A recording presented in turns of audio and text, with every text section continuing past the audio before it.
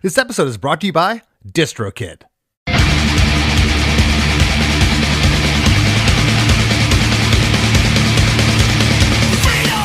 Hey everybody, today's guest is Pete Koller, guitarist for New York hardcore legends Sick of It All from Queens, New York.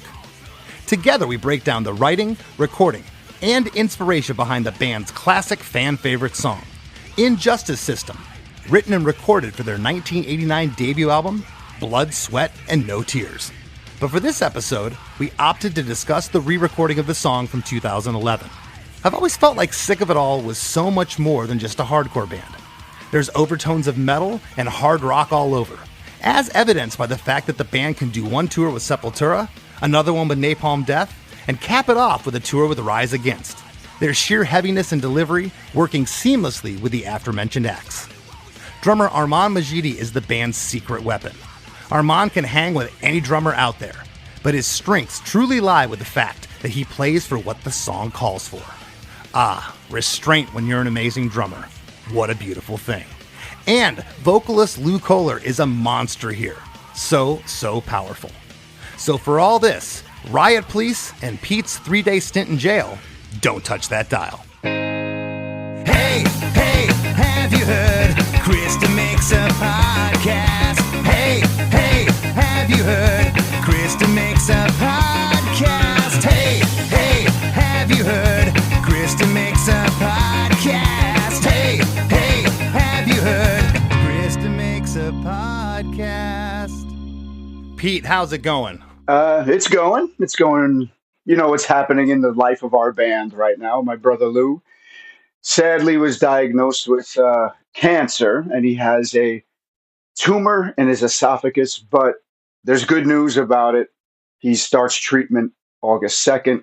He's at the best cancer research place and treatment place in New York, so that's all good news. And he will beat it, and we'll be back on the road as soon as we can. Right on. Well, I appreciate everything that's going on with your band. The optimism, that's what you gotta hang on to right now, and I wouldn't expect anything less from a New York hardcore band. So gotta get in the ring and fight. And man, I've went down the Sick of It All Google rabbit hole, whatever you want to call it, been on YouTube, Spotify the past couple days, just really going through the catalog and just that's a big catalog. It's a big catalog. And I think a lot of things that struck me, Pete, I knew the general history of the band, but I'm just so impressed that since 1993, you've had the same lineup. Yeah. That's almost unheard of. Yeah. Congratulations. Thank you. Well, we've known Craig way before we even thought of being in bands. Like he was a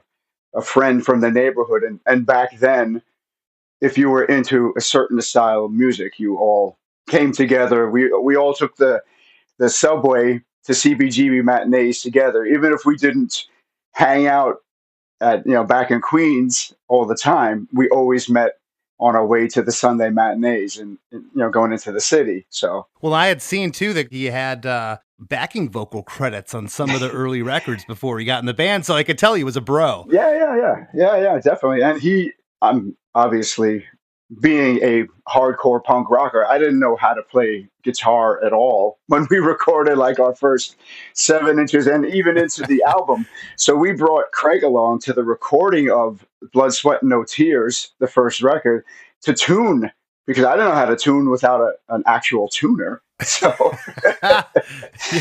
And who could afford one of those when we were starting out, right? Nobody. So it was like, all right, so Craig's the tuner. It should have said, on the album, tuning by Craig, Yeah, well, and again, going through your catalog, going back to the first record, came out July 12th, 1989, Blood, Sweat, and No Tears. I hear a really young, hungry band that's finding their way. And this is the first time that's ever happened on this show, Pete. And I'm typically not a fan of re-recordings. Yeah. I'm just not. I just feel like there's a magic of that. There's a reason why the fans gravitated to the first. I'm probably going to get hung for this by some Sick of It All fans, but we're going to go with the re-recording that was on 25 nonstop. Yeah. It was your 25th anniversary, and the record came out in November 2011. It was re-recorded classics and some new Sick of It All material. Track 2, Injustice System, was re-recorded. It's track 2 on this record. So I couldn't find any producer credits. Who produced the re-recording of Injustice System? Tua Madison? He did how many records has he done? I think since Death to Tyrants, I think. Okay. I noticed he was on 3 or 4 records from yours, but I didn't see a production credit on. Okay. We actually recorded that, all the re-recordings on that nonstop record that was recorded. We had 3 days off on a tour. So we went to Denmark to his house, and we just recorded it in his house. No kidding. Yeah. That's really interesting you say that, because one of the reasons I went with the re-recording was because I felt that you were still hungry. And it makes sense that you were on the road. Your brother's vocals sound mean. Oh, yeah. A lot of times in re-recordings, you're going to hold back. It's passé. You've been singing this song for years. You don't have that fire burning inside you. That's not us. Man, that's not us. Passé is not us. Yeah. Yeah, I can hear that. And the way we did it was, Injustice System was in the set and has been since 19 God knows what. And we just like, okay, ready, click, click, click. And we played it. All right, play it again. Play it one more time. Okay, that's done. Let's get to the next one. And that's how we did. Right. So it was just like playing live. But you also had 25 years under your belts of playing live and you recorded. That, again, that's why I picked the recording. It sounds like the Sick of It All that I know. Yeah. The record from '89, your first album, it was your first album. Yeah. And you know what? Sometimes you go back, you listen to bands' first albums, and they're already seasoned, accomplished musicians. That wasn't my story. Our first couple of records are really rough for me to go back and listen to. Yeah. But same with us. There's fans, as you know, that think that first record you guys did or our first stuff's the best thing you ever put out. The reason being for that is it reminds that person of their life growing up at that time.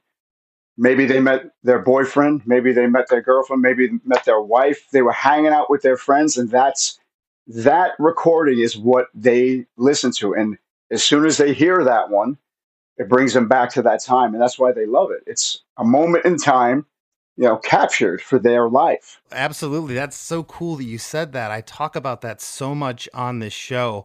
Those songs from our youth.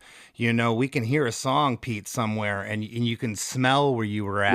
Yeah. You can feel where you were at. You close your eyes, and it can teleport you right back there. And those memories attached are just so powerful. Yeah. It might sound cliche, but it was carefree youth. It was like, all we had to do was make it to Sunday and go to the show.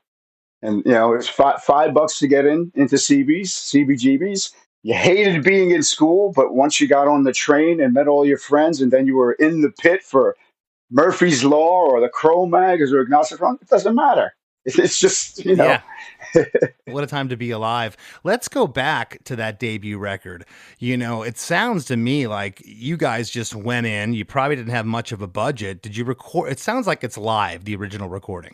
Okay, so we signed to In Effect Records back then. Our friend Howie Abrams, who's still our dear friend to this day. He actually even put out the book that me and Lou put out, our autobiography and whatever.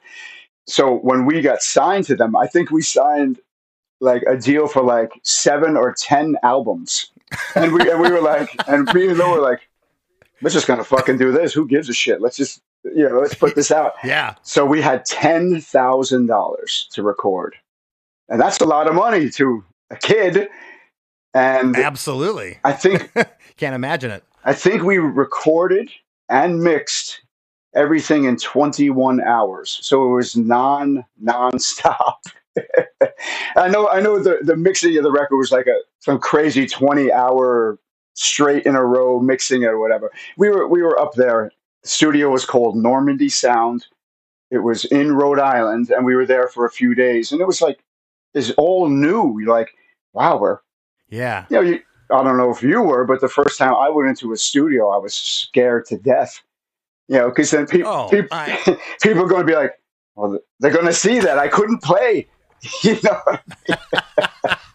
You know what's so great about this is everybody I knew growing up, they were all afraid of the New York hardcore guys. I'm from Florida, man. You guys used to come down to Janice Landing down there, and it was just like, that was back when the skinheads were coming to shows. And to hear you with the humility, all these years removed, going, yeah, this big, tough New York hardcore guy was scared to death of going into a studio. I could totally relate because I was too. Yeah, I was scared of that light coming on. Like, fuck, and now I'm gonna play, Yeah. and if I don't get it right, and if you think about getting it right, then you get it wrong. So it was just, Oh, gosh. I know. Well, man, we could talk all day about what we're talking about. yeah. I want to get into the song here, but before we do, the other interesting thing about you guys is you went the major label route. You went to Fat Records. You went to Century Media, which could be argued is about as big as a major label you get these days. But the bands that you toured with, you guys were interesting. You didn't just stay in your world of New York hardcore. Yeah. You guys could play seamlessly with Sepultura, Napalm Death, which I know you did, Yeah. DRI, Rise Against, Strung Out, Circle Jerks, and I always admired that too about your band. I thought that wow, they can go out because of the aggressiveness of the music. Yeah. You could go out and hang with a number of different styles and genres. Yeah. To me, and I guess everyone in the band feels this way. It's like punk rock and hardcore. It's not just one thing. Hardcore to me is ska. It is oi. It is metal. It's thrash metal. It's death metal. Growing up, I loved anything that was aggressive. Okay. And that's why we play with anyone who comes from our growing up, our background, or whatever. Chris from Dashboard Confessional. He's a fan of the band. If you read the beginning of our book, he tells stories about him growing up, coming to see Sick of It All, and that's where he got his musical work ethic from. And we touched his career. I love his music, and to me, we could play with them too. I know his fans wouldn't like it, but to me, that would be stuff like that's a great mix. Yeah. We're not like all other hardcore bands that just have to be all right. It's tough. There's the beat down. We have the camo shorts on. You know what I mean? It's like we'll be on the Warp Tour and then we'll go play Hellfest, and we could fit in everywhere. That's what I like. I love that about you guys. Yeah, well, because you're not pigeonholed to one thing, and I mean, it's hard enough to be a band for 30 plus years and still continue to get on tours and do what we do, so the bigger selection you have of bands to play with, the better. And in your case, it's wide open. Want to get into the song. Talk to me about this. I read some stuff online, but I don't like to bring that up. I like to hear the story fresh out of the horse's mouth. All right. So we were writing and trying to come up with stuff. There's a whole bunch of things involved in this song, okay? So we were rehearsing in a record store in Queens. I can't remember the name right now, but it'll come to me later. We were rehearsing in the basement, and I said, Lou, check out this riff. And it's if you listen to it, it's very Cro-Mags. Mm-hmm. It's a very Cro-Mag, but to me, that was New York hardcore. It's Cro-Mags, Agnostic Front. So I was changing my style a little bit, had a little bit more metal picking to it. So I show Lou, and he's like, wow, because that's a fucking great riff. So then we worked on the music. And the funny thing is Danny Lilka from Nuclear Assault came to our rehearsal and brought Shane from Napalm Death. And we never met Shane. This is 1987 or 88. I guess 88. We were writing the record. And he comes downstairs, and Lou's like, hey, show him that new song. And I show him the riff, I play the whole thing. He goes, man, it's not fast enough. I like that. Yeah, I think there should be a blast beat in it and stuff like that. Yeah, of course, coming from Shane, that's what he would say. He's like, oh, you should try this and put a blast beat in that part. But like, no, we'll keep it this way. So anyway, we didn't have lyrics for it yet or anything like that. So fast forward, we're playing a show in New Rochelle, New York. And that's kind of your way to upstate New York out of the city and through Sleepy Hollow and Tarrytown going towards, upstate New York. That's kind of a, generic, suburb or whatever. So it's a packed show, and I know Murphy's Law was the headliner. I think Crackdown was playing, but the singer could have just been hanging out with us. This is a long time ago, and we were playing. So we played the set. It was marred with fights because the local people that came to the show, they weren't necessarily hardcore or punk fans. They were just like absolute morons coming to start fights. Then bringing all your friends from New York, from the city up there to see you play, it didn't mix well.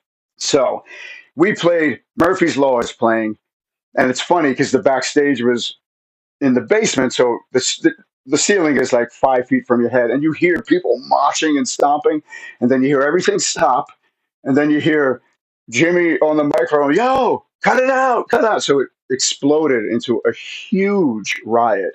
Local people fighting not local people, bouncers trying to stop the fight. It was crazy. So we were like, let's get the fuck out of here. So we all ran outside, and by then this riot spewed into the streets and the parking lot. So we're loading our van. Our friend Minus, who became the singer of Marauder, and Jason Crackdown. Yeah. And Jason Crackdown, the singer of Crackdown. We're all outside, and me and Lou were trying to put shit in. I think we didn't even have a van. We were putting stuff in everyone's cars. And then the police, we look over, and the police are beating up Minus for no reason, just because he's not a local kid.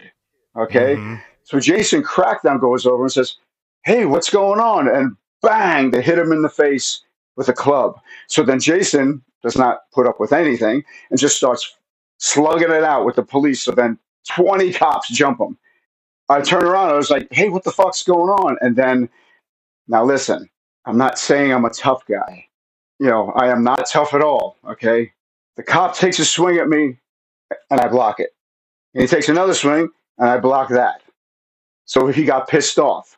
So a cop jumps me from behind and tries to fish hook me. That's when they put their finger in your mouth. Yeah. So what do you do when someone puts your finger in your mouth? I crushed, You're gonna bite him. I bit his finger, and then we fell to the floor, but I didn't let go. And I just kept crushing his finger. So then one cop takes my right arm, and tries to handcuff me this way. The other dick is pulling me the other way. So I just pulled in close like that and, took a few lumps, and then they, handcuffed me and started taking me away. And then standing in front of us is a local kid with like a fucking Bowie knife, no shirt on, with a big knife sticking out of his pants. And Lou goes, what the fuck's up with this? This motherfucker has a knife. And the cop goes, mind your fucking business, and tells you, hey, get out of here, go home. Tells the kid to go home. So there was some reason targeting us, the out-of-towners. So Minus, Jason, and myself get arrested. They take us to the lockup, or whatever the fuck you call it. And like I said, we're not tough guys. Jason's not a tough guy. Minus not a tough guy. But when there's an injustice, I can't stand it. Okay? It boils my blood. All right? And these fucking punk cops were laughing about how many kids they like kicked the shit out of and left laying in the street unconscious. It was really fucked up. Yeah. I had all the money from the show in my pocket, and I was like, cool, I'm just going to pay bail and be like, yeah, fuck you. But Jason got up there. Can you post bail? He's like, maybe. And then I said, I can post bail myself. And the cop that I bit went up and talked in the ear of the cop booking everybody. And he goes, oh, no, there's no bail for you. You assaulted a police officer. So then I took the money out of my pocket and I gave it to Jason. Said, here, pay your fucking bail. Tell everybody what's going on in here, okay? And call my brothers, and tell them what's happening. Let me rewind a little bit because it's a very satisfying story. Yeah, let's hear it. In the midst of the fight, my older brother Matt was there. And he was standing there with Craig and Armand and some, like, muscle bound idiot comes over and starts talking shit to them. And my brother Matt is standing there with his hands down and then goes bang, hits this dude. And Craig will verify this. He said it was the hardest punch and the loudest noise he's ever heard. And this dude just went boom and fell on the floor. And then they're like, quick, let's get out of here before the cops come.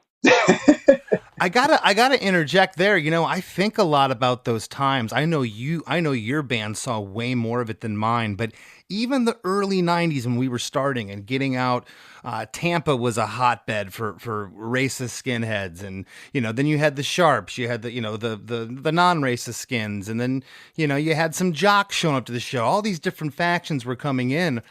I'm thankful that, you know, you still see it sometimes, a fight here or there, but it's not like what it was, because that, you know, when you're young and that goes on, hey, it makes for a great song in in this sense. And it was exciting. We were young, you know, you get behind your bros, but man, I couldn't imagine at my age now wanting to rumble every night. No, I would. That's why I play the show and I sit backstage. Yeah. And then get in the van and go to the hotel or get in the bus and go to bed. People like to sue each other in America, so that's why nothing happens with me anymore. Yeah, way more sue happy than they were in 1989, definitely. The song is 1 minute and 54 seconds of just a pummeling. I gotta ask, the original song, Pete, it had a sample at the top. Sound like some old wise guys or something. Oh, yeah, sure, I know. It's a free country and I ain't got the right. But I got a badge. What do you got? Do you remember what that sample was from? That is from West Side Story. That's Officer Krumke talking to the kids. Because, right, if you see that part in the movie, it's total, you know, abuse of power. Right. You know, he's like, yeah, I got a badge. What do you got? And that's the thing is, when you're a kid, you have nothing. You have the truth, but who the fuck's going to believe it? You know? Right. Well, this version is stereo guitars playing a super heavy trilling pattern along with bass, and the kick and snare drum is playing a role that progressively gets more intense. This is 8 bars at the top before we hit verse 1. That's another thing about your playing. You know, you talked about your influences and whatnot, but I'm hearing like a little bit of, if we're going to talk more commercial bands than just the New York hardcore scene, I'm hearing in the guitar playing a little Metallica or Anthrax with the trilling, of course, you know, of what you're doing. So lots of people grow up in the scene. It's like, well, my heroes are Black Flag and this and this. My heroes, not heroes, but my influences are Black Sabbath and Motorhead and Metallica. There you go. Yeah. You know, that's where. So when we started playing, we were like, we loved Motorhead and we loved Venom and we loved Manowar and stuff like that. You know, Twisted Sister. To this day I love Twisted Sister, you know? Yeah. And that is a heavy influence on us. And I think in the beginning that's what started pushing us away from other more punk styled playing. We actually, when we had money, we would buy better amps and have more metallic sounds. So, and playing wise, it's definitely a Metallica, Motorhead sort of influences. Well, yeah, and I remember you guys getting played on Headbangers Ball in the early 90s, you know, and I actually went back, there was a video of, I think it's you and your brother, like it was Headbangers Ball in the UK back from like 94, Scratch the Surface time period. So you were getting embraced by that scene, and I mean, at the same time, in the early 90s, think of how everything was changing so quickly. You know, we came out of the 80s, Nirvana exploded. Then you had what they call the punk explosion in 94 with Offspring and Green Day. And here you guys were. And yeah, it definitely sounds like a New York hardcore band now to me. But when I first heard you guys were just a loud, aggressive band. I didn't know how to really peg it. We sometimes we always joke around. If we didn't call ourselves hardcore, we'd be a much bigger band. You limited yourself out of the gate. No, I love the guitars. I love it. And I love this beginning too, because you're really getting those snare rolls here that you don't hear in the first version. The first version was just, again, it was you guys getting your footing. It was just like a kick drum. But verse 1.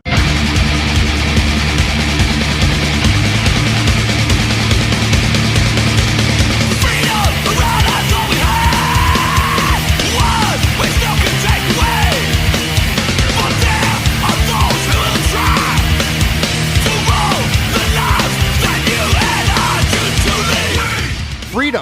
a right I thought we had, one which no one could take away. But there are those who will try to rule the lives that you and I choose to lead. Yep. So going back to the story, we're just guys from a different part of New York. No matter what we did was wrong. And in the eyes of the police, it was like, let's get these guys, let the local kids go. It's like, there's no justice in that. And actually, there was really nothing to arrest or beat people up for at all. It was just something they felt like doing. And then they kept me in jail for, I was in there for 3 days, I think. Jason got to leave because I paid his bail, and me and Minus stayed in the jail for 3 days. The other thing about this re-recording is, minus the sample at the top, it's identical arrangement wise, and that was the other thing. I liked it. Well, I liked that it kept the integrity of the original, because the original, as you know, does have a very interesting arrangement that as we get through this, we're going to talk about. But verse 1 here, the whole band's rocking, the guitars are ripping your head off, as are Lou's vocals, and we get one of 4 in the song. I'm calling this a big hook of the song at the end of verse 1. You and I choose to lead. Yeah. Those hits, those accents on the drums. Yeah. You know, I never really looked at musical things within a song outside of the vocals. I always thought the vocal was the hook. Well, a hook could be anything. And in this instance, with how brutal you guys are as a band, you know, New York hardcore, you know, Assault, that drum part and the way it's executed there with the rest of the band, that's such a great hook. Yeah. It's emphasizing that part of the lyrics. Yes. Everything punching at once. Right. And you know, if it is a double, it's tucked back there real good. I can hear it in other parts of the song. We'll talk about it. But do you recall if Lou's vocals were doubled here throughout? Actually, I think the original also.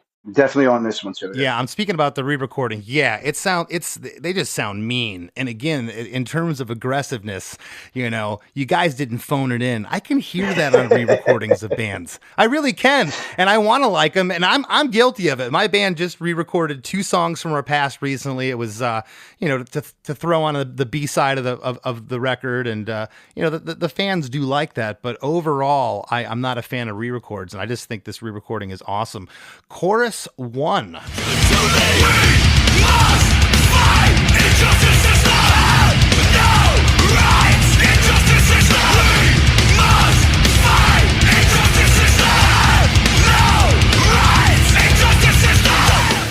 We must fight.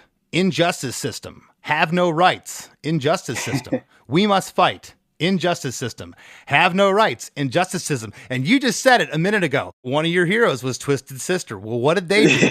They banged the vocal hook. You got I Want to Rock. Yeah. We're not going to take it. And it was over and over and over again. What a better chorus than to have something hit you over the head like this for this kind of a song. Yeah, it's straightforward. You keep it simple. You're saying what you want. There's no coding it. There's no coded message. That's that. You know?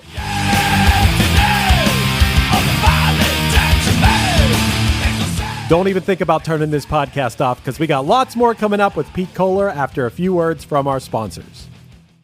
Looking to elevate your music career? DistroKid is a digital music distribution service that enables musicians to distribute their music to online stores and streaming platforms such as Spotify, Apple Music, YouTube Music, Amazon, Tidal, and many more. DistroKid collects earnings and payments, sending them to you, the artist.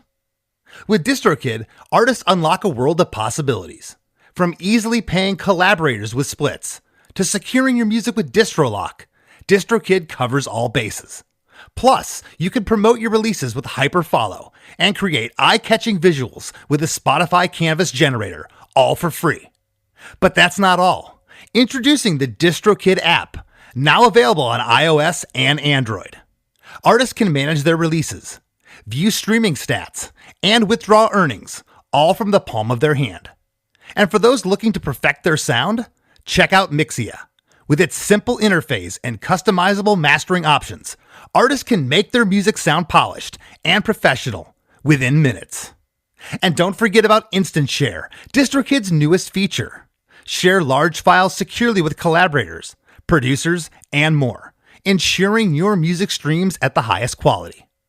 Ready to take your music to the next level? Download the DistroKid app and explore their suite of tools today. Plus, listeners can enjoy 30% off their first year by visiting distrokid.com/VIP/demakes. That's distrokid.com/VIP/demakes. What makes a song a smash on the charts? Is it talent? Luck? Timing? Well, as chart analyst and pop critic Chris Melanphy would say, it's all that and more. Chris hosts Hit Parade, a podcast from Slate, where he tells tales from more than a half century of pop chart history. Through storytelling, trivia, and song snippets, he dissects how the artists you love or hate dominated the airwaves and shaped your memories forever. He's explained why Steely Dan is yacht rock and Jimmy Buffett isn't, why girl groups dominated the early 60s and boy bands the late 90s, how the members of disco band Chic wrote a bass line that launched hip-hop, how Taylor Swift pivoted from country to pop, how Sam Cooke invented soul and James Brown invented funk, and what exactly a one-hit wonder is, and whether the band Aha is a one-hit wonder. I think you'd really like it. So for Tales of the Hits from coast to coast, make sure to follow Hit Parade wherever you get your podcasts. Hey there, Krista Makes a Podcast listeners. Ready to take your podcast experience to the next level? By signing up for the supporting cast at KristaMakes.com, you not only ensure the continued production of our show, but also unlock exclusive perks. Subscribers receive a weekly bonus episode of our other podcast, The After Party, co-hosted by Chris Fafalius and myself. Many fans rave that The After Party is just as enjoyable as the main show. And with close to 200 music-centric episodes in the archive, there's a treasure trove of entertainment awaiting you. Thank you for tuning in and for your support in keeping the podcast going strong. Join us at KristaMakes.com and let's keep the fun conversations going.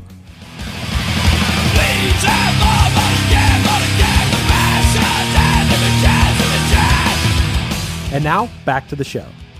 And this chorus is just so catchy. I went and watched live videos. Everyone's singing it because the whole thing is a gang vocal. On the lines, we must fight. The front lines. The vocal is centered. You can hear Lou's double vocal centered, but we also get a left and right panning. But on Injustice System, it's just left and right.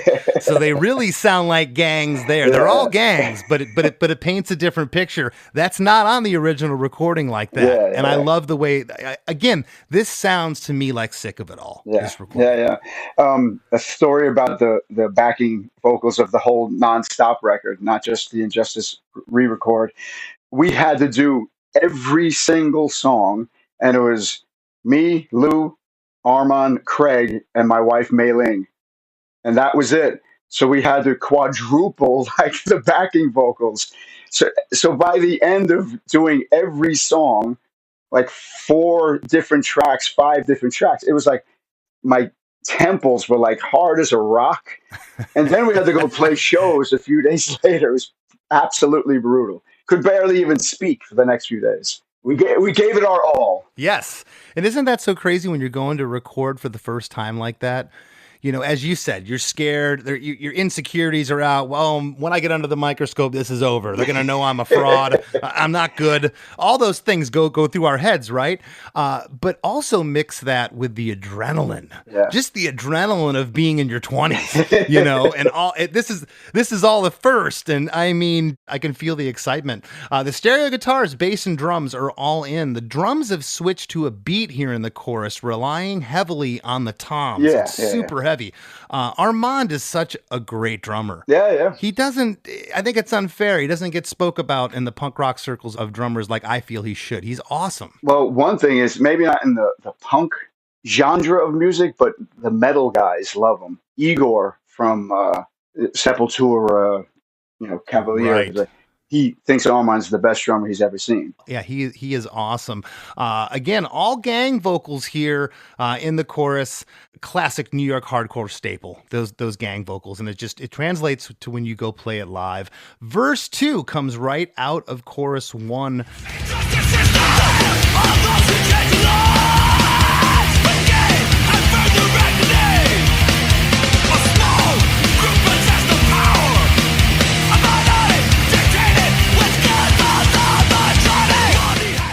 There are those who change the laws for gain and furthering their needs.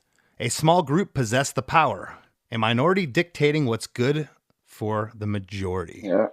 Isn't that still going on right now, Pete? It never ends, and it's never going to end.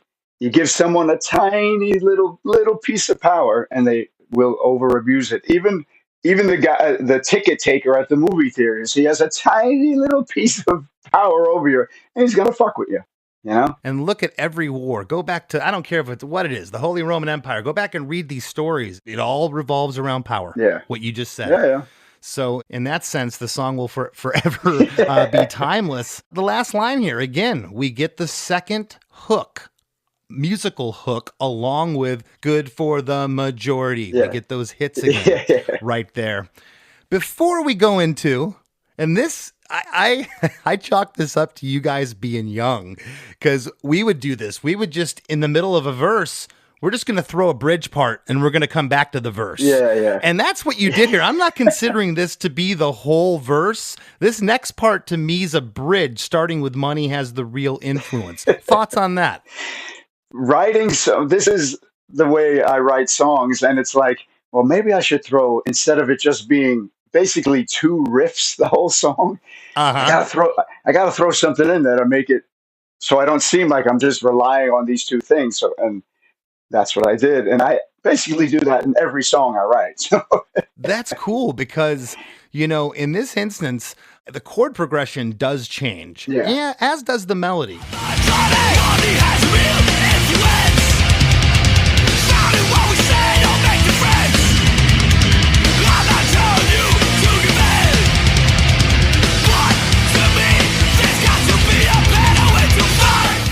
Money has the real influence. Without it, what we say don't make a difference. I'm not telling you to give in, but to me, there's got to be a better way. And then everyone yells to fight. And that's where that's what I consider verse 3. Yes, right. Some people might say this whole thing here is a verse, but I'm breaking it up here because of what you did. Yeah. The drums here also in this part, the drums go to a fill as the stereo guitars play those heavy trills here. And that's after each line of the bridge. Yeah. The drums go to the tom part with the trills. And that's also what separates this from being a verse to me is how that changes. The chord progression from the verse to this bridge changes as I mentioned. Then it goes back to the verse progression for verse 3. And you just said it, to fight. Gang vocals, fight. Yeah. Yes. Interesting, because besides the chorus, and after like 5 times I listened to this, Pete, I went, wait a second, there's a gang on fight. Dang it. I had to go back and comb through and going, besides the choruses, are there any gangs? This is the only one in the song. Do you recall talking about that? And why just there? It's great. But why? It's like I said before, it's to, with the punches, like it's to emphasize and show the passion that you're feeling, that you have to fight. It doesn't mean physically. Sometimes it does, sometimes it doesn't, but you can't give up.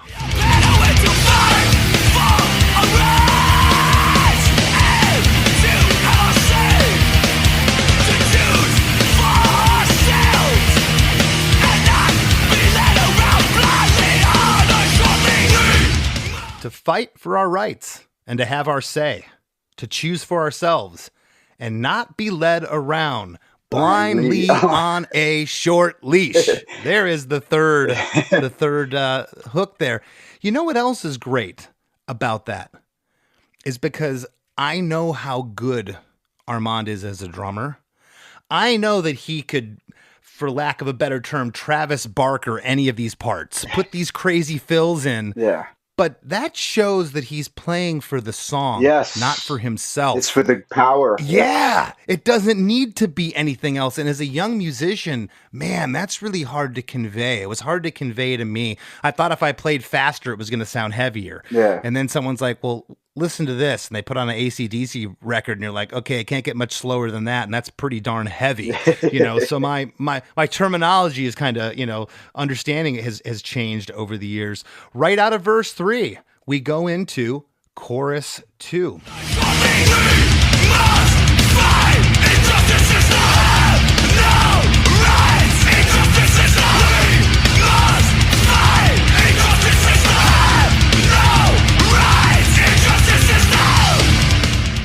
We must fight. Injustice system. Have no rights. Injustice system. We must fight. Injustice system. Have no rights. Injustice system. Same thing as before on the first parts of the lines. We must fight. Got Lou nice and loud in the center and the gang vocals separated left and right. Some cool panning there. Injustice system is just left and right on the gang vocals. And then we get into an 8-bar musical interlude. And this was classic hardcore, these moves. It's like, okay, we got to give them just a second, and then because they know what's coming. As this is going to ramp up, you're going to see the pit explode for the final part of this song. But I'm calling this an 8-bar musical interlude. The drums are playing another tom shuffle beat. Yeah. The stereo guitars here are just ringing out, and the bass is locked with those drums just rocking along. Yeah, the picking is locked with we call it, the train is coming, that's the train. Yes. In all in the choruses of this song, it goes to the train beat, because Armand doesn't play double bass, so he'll do the toms, kick drum all together. So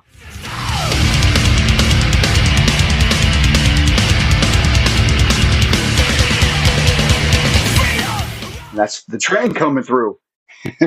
I've never thought of it like that. Yeah, that's the sick of it all train.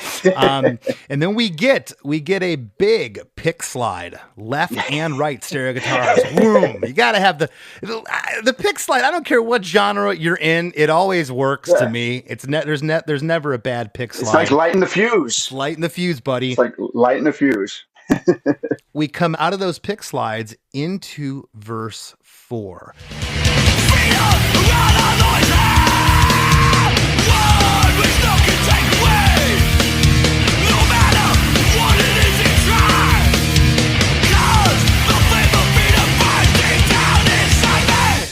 I wonder, I know when you were kids and you recorded this in 89 that there was this is what came out. But when you were doing the re-recording, did anybody, even your producer, say, man, we got to go back to the chorus. We must fight injustice system. Or was it like, no, we're carbon copying this. We're doing the song how our fans know it. Well, like you were saying before, people are going to be like, oh, why did they re-record that?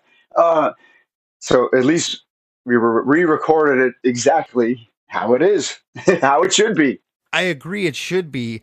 As a musician, I'm speaking just for myself now. I can get in my own way a lot by overthinking stuff and saying, that chorus is so catchy, we got to go back to it. No, we don't. We're going back to a verse, and here it is. The verse here 4, it takes a bite out of verse 1. Verse 1 says, freedom, a right I thought we had. And here in verse 4, it says, freedom, a right I'll always have, one which no one can take away. No matter what it is they try, because the flame of freedom burns deep down inside me. And those last 2 lines change there on verse 4. After each of the first 3 lines of verse 4 here, there's a simple yet effective single tom fill. Yeah. Like this doom. Yeah. And the snare drums are in between the fills. Yeah. It's just, that's the other thing about this verse. It isn't a carbon copy paste of the other ones. That drum feel of what he does there, it's so simple, but it's effective from setting this apart that this now feels like an outro to me. Not a verse 4. Definitely. And I think I ring out on that too, right? Yes. At the end, yeah. So instead of playing it through, I ring out on, certain notes, and then he does the ba-ba-ba-ba, drum fill. Right. So yeah, it's definitely the outro. And it builds up to ending. There you go. What I call the big crescendo here. Burns deep down inside me. We get those 6 hits one more time for the fourth drum band dynamic hook there. And the band ends abruptly right there. And 25 years was when you recorded this in 2011. Yeah. We're over 35 years in the band's existence at this point. Have you played Injustice System at every Sick of It All show since you recorded it? Yeah, since we wrote it. So since you wrote it. I guess we wrote obviously 89. So let's say 88 we wrote it, and it's been in the set because it's like one of the favorites, you know. Yeah. The last short tour we did of Europe, we put in tons of Scratch the Surface stuff because it's the 30-year anniversary of Scratch the Surface. It's so crazy. But then when we hit the part of the set when Injustice System was in there, the place went completely fucking berserk. So like, I guess they're not tired of that one. So, and it's usually like the first or third song in the set. Yeah, that is so awesome. Well, listen, I kind of oddly connected with you guys through Punk and Drublics. We've done shows over the years, but your wife has worked for Bad Cop tech for them, and one of our techs got to be on the road with her. And you guys have just, you with all my heart, you've really become family. And I know everything right now is just kind of put on hold with Lou's health, but everyone from my band, everyone listening, we're all rooting for him. If you can help, search Lou Koller GoFundMe. If you have $1, $2, $5, whatever you could give, that would be absolutely fantastic. And again, all our love to you and the whole Sick of It All family. And thanks so much for. Yeah, thank you for sitting in today. And I wanted to hear the story, like I said, out of your mouth. I had read about it, but you can't believe everything you read online. And there's a lot more to it, like sitting there in jail for 3 days and then being brought out into the courtroom in handcuffs, and your mom and dad are there. It's like, what the, this is like, and I have like cuts on my face and shit. But another story about the punk and hardcore community coming together. They threw a benefit for me at CB's, and it paid my, bills for the lawyers and stuff. I love it. And then, of course, the cop that kept pressing charges never showed up at any of the court appearances. And this went on for like a year and a half. And then he dropped the charges because he had 6 months off paid leave, because I hurt him so bad. Oh. Of course. Total dick, but what can you do? I wonder where that guy is today, and I'm sure his finger's still mangled. He's probably dead, That was a long time ago. I was a kid, and that guy was like 40-something, so he's probably dead. Yeah. And good for him. Played it best. Got that consent from a Monday for your shits. That's when I learned how fucking crucial it could get. Hey everybody, I hope you enjoyed that conversation with Pete Koller, but don't go anywhere. We got lots more Krista Makes a Podcast coming right up after a few words from our sponsors. The Helping Friendly Podcast explores the music and fan experience of Phish through interviews and deep dives on shows and tours. For more than 10 years, we've created insightful and fun discussions about our favorite band, and with the help of our guests and thematic series, we're still discovering new angles of appreciation for Phish. And when the band is on tour, we provide a review of every show the following day. As one of our listeners said, any Phish fans that enjoy meandering conversations and incredible insight on new and old Phish shows, this is for you. Highly recommend. It's not just about the band and the shows, it's about the journey getting there. Throughout 2024, we're going to be running down the top 25 Phish tours of all time, and that'll be interspersed with show reviews and regular episodes. Join us and check out the Helping Friendly Podcast wherever you get your podcasts. The number you have reached is 100.7 WMMS. It wasn't just a radio station, it was a lifestyle. Cleveland is a rock and roll city for sure.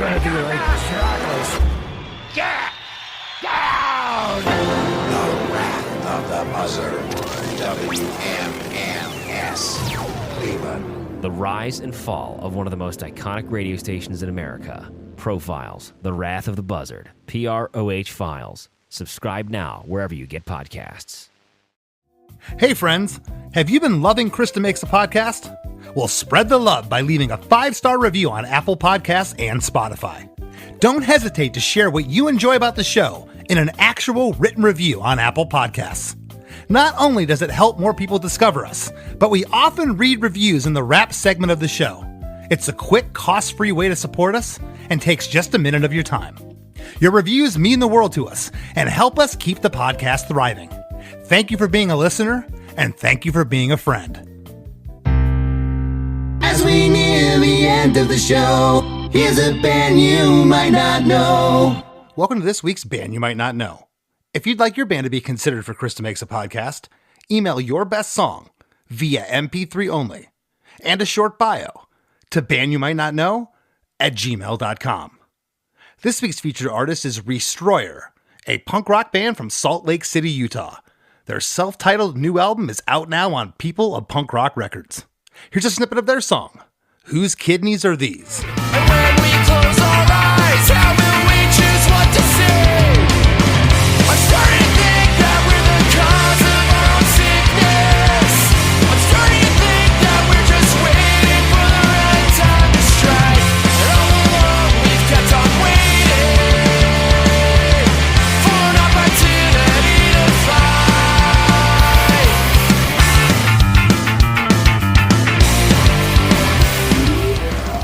The Wrap with Chris and Chris. So, Chris, before we started this recording, this might be the first time ever where you weren't in here with me when Pete got here. And like you touched on, at first, the first thought I thought was like, oh my God, I'm so intimidated. This is a New York hardcore guy. And, but then I talked to him for a minute. He's super nice guy.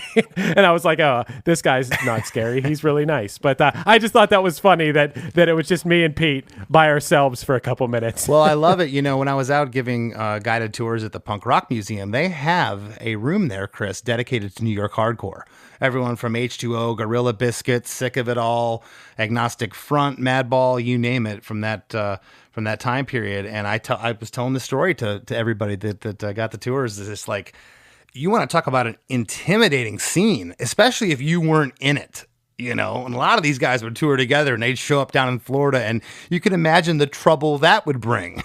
Yeah, for sure. And, when he's telling the story about this song, I was thinking to myself, is there anything that brings out more passion in songwriting than injustice when you've been wronged, and how the music and the song itself becomes this amazing sort of weapon against injustice. Rage Against the Machine made a whole career out of this, right? Mm-hmm. And what I thought was so cool is, who wins in the end?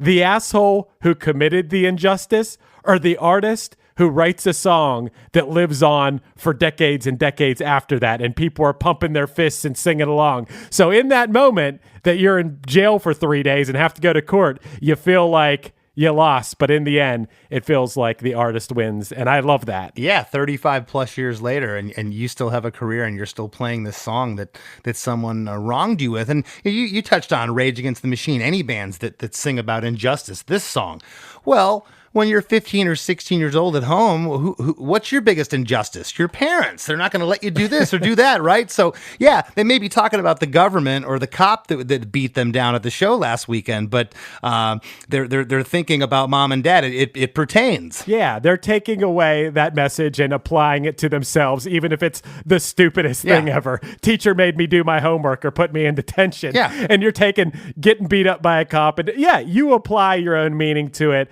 That's the magic of music. Chris, once again, going back to that New York hardcore being intimidating thing, I loved, you were laughing about it too, when he talked about being scared your first time in the studio. I'm going to be found out. I'm an imposter. I can't play. Who in what band, unless you're who in what punk band, I should say, like probably all of us who are in a punk band, the first time we went into a studio, we don't know what we're doing.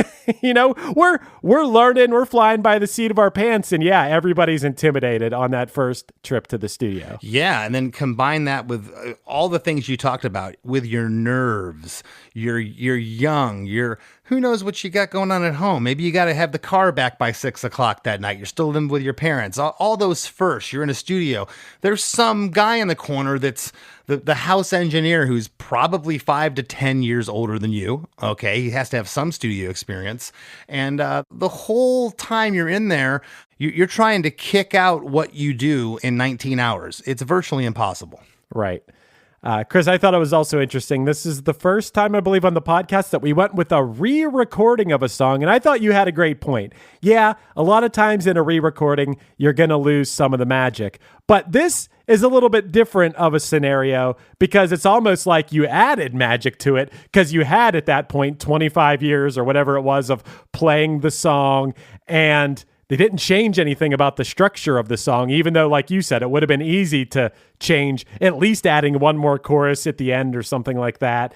And and now it sounds like Sick of It All. Back when they first recorded it, they were kids. They were a young band on their first album. And now you've had all this experience, and Sick of It All has developed their signature sound, and the song and the spirit of the song hasn't changed. It's just they're way better players, and they have all those years of playing the song to then put into that recording. Yeah, and I just think there's a little more under the hood than just New York hardcore with this band. We talked about some of the guitar influences. He touched on Twisted Sister. I can hear the Ramones in these choruses with the gang vocals and whatnot. And, that's evidenced in the bands they toured with. Everyone from Napalm Death to Rise Against, Strung Out, Sepultura. They could, Less Than Jake's play with them at festivals, and it just doesn't sound that out of the box or too crazy to believe that those bands are sharing a stage. Yeah, there's something to be said for that too, because there weren't that many New York hardcore bands that were able to be. I swear I saw Sick of It All. You brought up Headbangers Ball. I definitely saw their videos on MTV. I think there was a Sick of It All video at one point on Beavis and Butthead, which laugh if you will, but do you know how much music I found out about? And I'm sure a lot of our listeners found out about some of my favorite bands I discovered because they were on Beavis and Butthead. And if they were on Beavis and Butthead, it meant their video at some point was on something. Headbangers Ball, 120 minutes. It was in the MTV rotation. So, my main point is that their sound went beyond the New York hardcore scene. They were accepted on a mass scale to some degree. Absolutely. And we're accepted on a mass scale outside of the main show here, Chris. We have what is known as our supporting cast at chrisdemakes.com. You can get bonus episodes each week of Chris and I with the after party, talking more crazy musical facts and everything else you can think of. chrisdemakes.com. What did I miss there, Chris? I don't think you missed much. The After Party, you'll get a weekly episode of our other podcast called The After Party, and it's a lot of fun. I say this all the time, but I have lots of people tell me that they actually listen to The After Party first. Maybe we should start calling it the Before Party, Chris, the warm-up to the episode. And for a few bucks a month at chrisdemakes.com, it helps keep the lights on over here, helps pay a few bills so we can still put all the love and passion that we do into every episode. Hey, the fact of the matter is, to make this show, it takes lots of hours of work and, have to literally keep my computer on. Literally got to pay for the electricity and stuff. So that really helps us out, everyone who's a member of our supporting cast. And it also helps us out if you go give us a 5-star review on Apple Podcasts. That's right. It's easy. It's free. It takes, 30 seconds of your time. Please help us out. It gives us a chance for someone that comes across it to, make someone go, I'm going to listen to that podcast because of your review. Yeah, actually, Chris, I have a review here I'd like to read to you. I'd love to hear it. Let's hear what we got this week. This is a 5-star review we got from a user named The Absolutely Real BS, who said, since the start of Chris Makes a Podcast, my appreciation for music has reached new heights. Chris's deep dives into songs by bands I love, such as Alkaline Trio, Descendants, and the Gaslight Anthem, have been nothing short of enlightening. The episodes featuring legends like John Oates and Huey Lewis are equally fantastic, offering rich insights into the creative process of these iconic musicians. And this review goes on, but it's all really nice stuff, so we really appreciate it. The Absolutely Real BS. We love 5-star reviews like this, so Thank you very much for the kind words. Yep, and can't say it enough to everyone who tunes in each week to listen. Even the episodes you don't know the artist, you don't know the song, or maybe you don't like the song, you still tune in, and we get those messages from you saying, you know what, my opinions kind of changed on this band or this song, and even the episodes that I don't know the artist, I still get something out of it. That means the world of us. Thanks to each and every one of you for listening each week. And I want to thank this week's guest, Pete Koller, for sitting in the hot seat. And we'll see you next week. One Hit Thunder is a podcast where we both celebrate and have a good laugh about bands and artists that had just one hit that we all know. Each week, we're joined by a guest from the world of music or comedy to learn more than you ever thought you would about some songs that you can't forget. And we decide if they brought the One Hit Thunder or were nothing more than a one-hit blunder. Look, if you listen to the show, you're probably going to laugh, and I guarantee you're going to crush next time the bar has music trivia. Tag Team, Jane Child, Meredith Brooks, Looking Glass, Sean Mullins, Eiffel 65, EMF, Crash Test Dummies, Crazy Town, Chumbawamba. We have hundreds of episodes in our back catalog and a new episode each week, so pass the Dutchie, make sure you're connected, and subscribe to One Hit Thunder wherever you get your pods. Hi, I'm Daniela Clark. I'm Barbara Ann Wild. And we are the Honest AF Show. Our podcast is real, honest conversation with our celebrity friends and pros. Covering our anything but average rock and roll lifestyles. All while tackling the hell that is aging and the battle of beauty. Oh yeah, nothing is off the table. The Honest AF Show is available wherever you get your podcasts.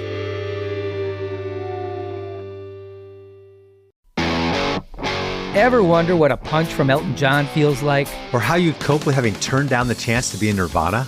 Or what signal Keith Richards gives when he wants you to get the hell out of his hotel room? Fans of Too Much Effing Perspective don't have to wonder, because they've heard these exact stories and a jillion others on our podcast. I'm Alex Hoffman, former tour manager for Radiohead. And I'm musician and comedy writer Alan Keller. On the TMEP show, we get guests like Nancy Wilson from Heart, Jeremiah Freites from the Lumineers, and Modern Family's Julie Bowen to tell us things they may have only shared with their therapist, clergy, or a TMZ stringer. So join us on Too Much Effing Perspective. That's EFFING Perspective. The only podcast you crank up to 11.